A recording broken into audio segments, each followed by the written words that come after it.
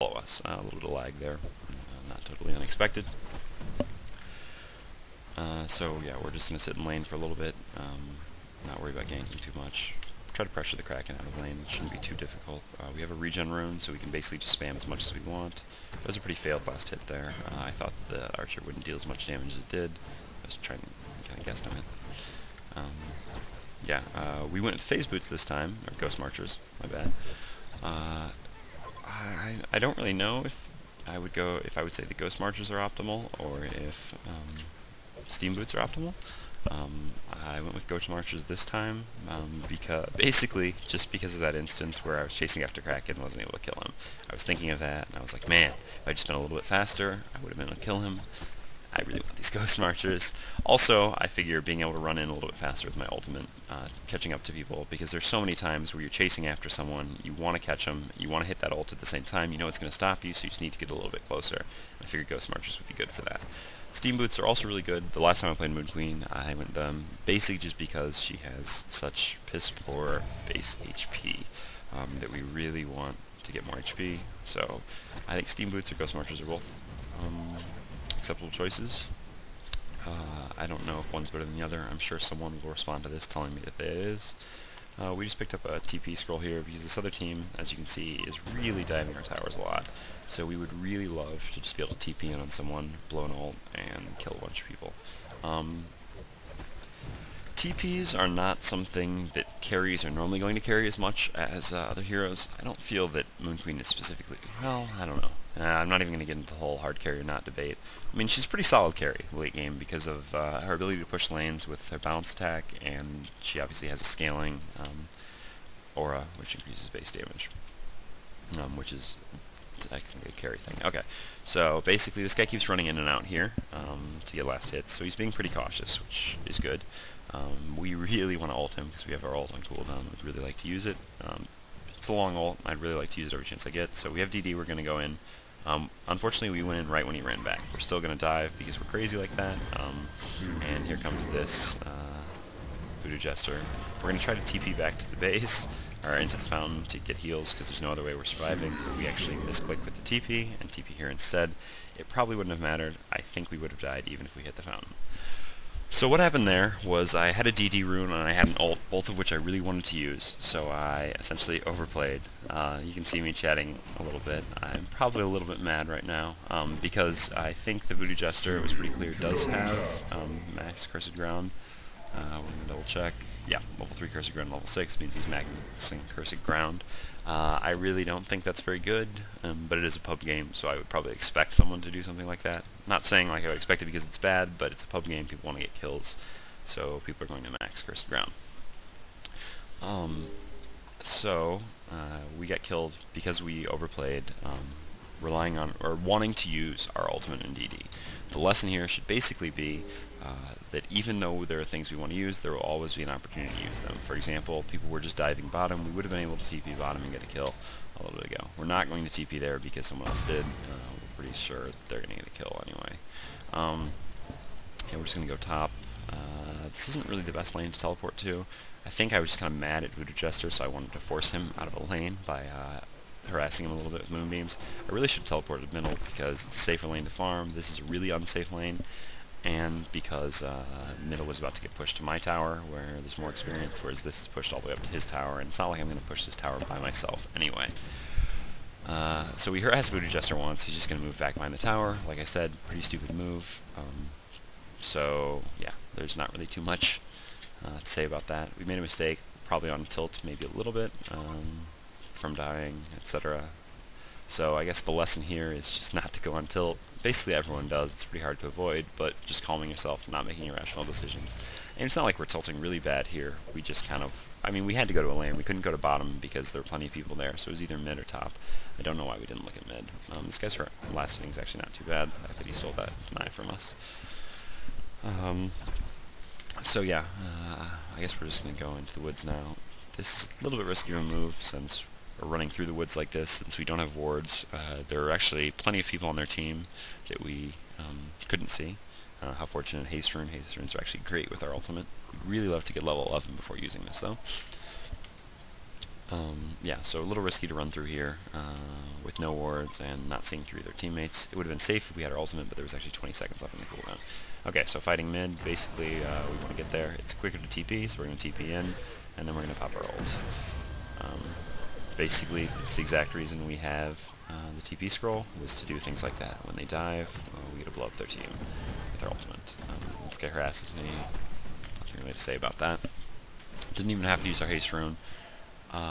Although the haste rune will run out before our ultimate will again, so we'll have an opportunity to use it. Haste runes are always good, but it'd certainly be better to be able to use it with our ultimate, which we're not going to be able to do in this instance. So we're just going to go back to farming, or, yeah, exactly, getting to level 11, which is really what was important here, and now we're there, which is, huge. These people are going to try to go on us. Little do they know, we actually have a haste rune. We are going to try to lure them into here, where, fortunately, the teammate we love, Teal, comes in. We're going to run over here with our haste rune and blow up an illusion, because we're bad. We got hit with his ultimate. We're going to wait for one tick of the ultimate before popping our bottle, so that the bottle doesn't get dispelled. We're actually really low, but we have haste, so we feel pretty safe here. So we're going to run back in. Second of delay there. Anyway, we're going to run back in and moonbeam him. We're going to kind of stay further away because we don't want to get blinked on by Hag, but within range where we can run in and get one more moonbeam off. And now we've exhausted pretty much everything. We have one more bottle charge, but there's no real reason. I'll focus on this here because I'm just running back to base. I'm sure you guys would get pretty pissed if I didn't show any of this. Basically, like I said, their team's just really aggressive. They keep overplaying into our towers, and they're dying because of it. Really, everyone on our team should be carrying TP scrolls at this point, which I think just about everyone are whatever they're called in this. TP scrolls, homecoming stones. My bad. Oh, look, I clicked there instead of using hotkeys. Anyway, so, like I said, that's an important lesson to learn, is when to leave.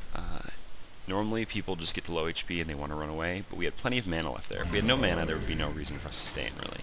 We had plenty of mana, so there's plenty we could still do for the team fight, and we had a haste rune, so we were pretty safe. There aren't really any heroes that are just going to come out and kill us out of nowhere, except for the Hag, who we were watching and trying to avoid letting her blink into us. So it's just important to always know when you can and can't run away. The thing that made it so that we could stay in a bit longer there was our haste rune. If we didn't have the haste rune, we probably would have just left, maybe after throwing one more moonbeam, because it would have been a lot more difficult for us to dodge the Hag, because she could pretty easily blink on us and just kill us. So never be too aggressive, but no need to run away too early when you still have options.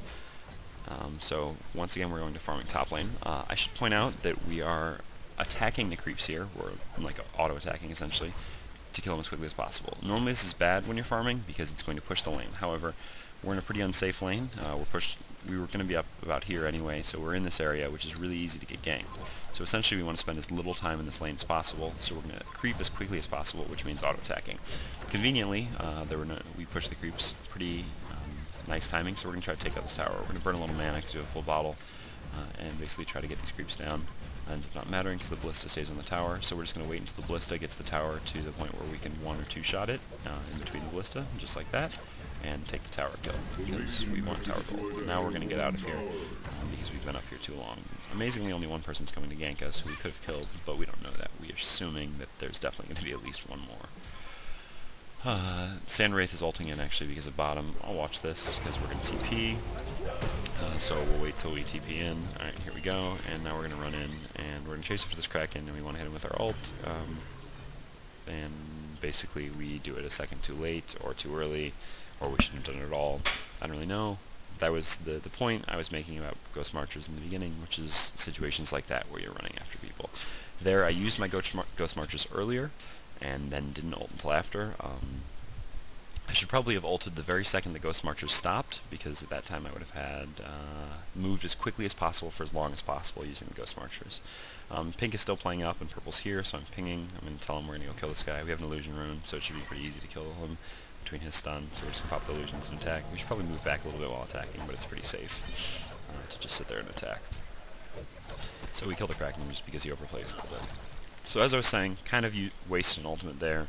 Again, probably not the best decision making with that ultimate. The chances of it hitting were decent. I wouldn't say they were the worst ever, but it's such a long ultimate, we probably shouldn't have wasted it chasing a pretty high HP hero there anyway, who has a dash.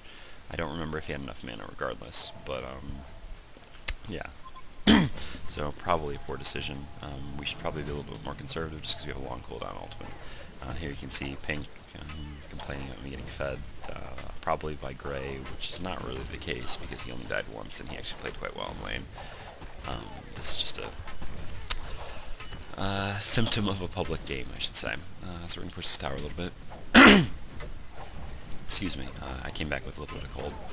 I just kind of wanted to harass the Sandwraith off the lane. As much damage as I can do to their Sandwraith whenever possible is always a good thing, because he's their carry, and the less time I make him comfortable farming in lane, the better. We're going to run up here, because Teal's up here, and probably try to circle around or see if we can catch someone coming through the woods. No one's coming through the woods, so we're just going to actually pop the Invis rune that we bottled up down here, and we're going to sit and try to set something up for our team. Giving them vision, etc. Wait until they overplay. Once again, it's super unfortunate we don't have our ultimate, and this is why we really shouldn't have used it, because popping our ultimate out of Invis on these people here would just be amazing. Not right there, obviously, because of the creeps. We actually see that Voodoo Jester's just standing up here alone by himself, so I'm going to move up and wait for one of my teammates to come. If I had my ultimate, I could take him alone, but I still wouldn't do it, just because team fight is probably imminent at this point.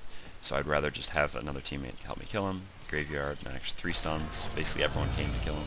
Good team. They're going to try to initiate a team fight off of that because they think we're going, but they realize that there's really no way for them to favorably start that, so they're just going to move back. Panda tries flicking. Nothing really happening there. We're going to overplay a little bit because we want that tower badly. It's pretty low. So we have to back off after getting hit with a bunch. We need to wait for this burn to wear off before we start using our bottle again, which we really want to do. I also want to burn a little mana, as you're going to see, before using my bottle, just to be more efficient. I would have liked to hit a hero, but I don't want to be too risky, so just taking that creep kill was fine. We're actually going to go get the rune now. Perfect timing, because the team fight's actually starting now, right as we ran away. So we kind of failed on that regard. The worst timing possible to go get the rune. It's possible they started the team fight because they saw that we left. Anyway, Sandwraith is here in the river, so we're hoping that he ran down. I would definitely use my ultimate just to kill him.